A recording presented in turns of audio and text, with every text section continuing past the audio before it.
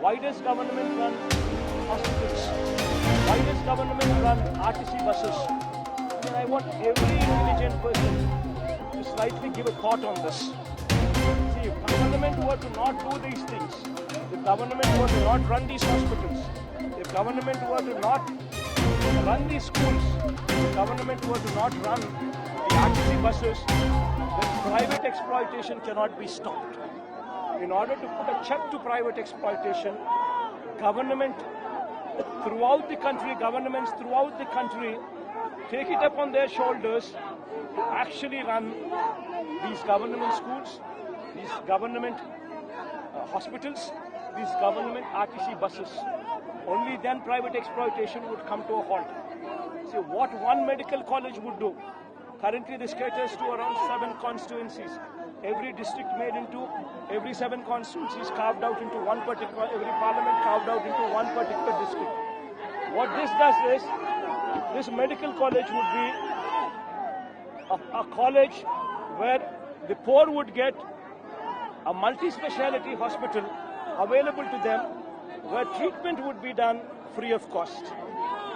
Not only that, not only would the patients be entitled for treatment in in these teaching hospitals free of cost, but also in these 7 assembly segments, private exploitation would come to a halt because of this medical college, this teaching hospital, which is a super speciality hospital, which also comes into existence.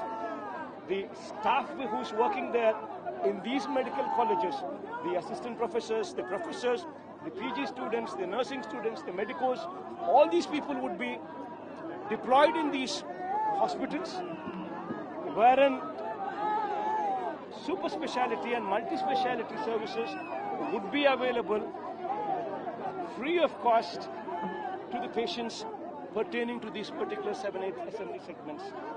Not only this, the medical seats which are going to be available, which are going to be coming out of these medical colleges also, 50% of them would be available to them at a throwaway rates of 15,000 rupees per seat. Second, the balance 50% to make it a self-sustaining model, what we had conceived, even these medical seats also would be available to any child at much less than what the private educational institutions would be charging. So this is another additional benefit. What the students of EP would get, 17 new state-of-the-art medical colleges being available to them at affordable rates, medical degree to be pursued. So it has a dual purpose, where students would be pursuing medical degree at affordable rates. 2, treatment would be made available to the patients, to the poor especially, at free of cost. And private exploitation would come to a halt.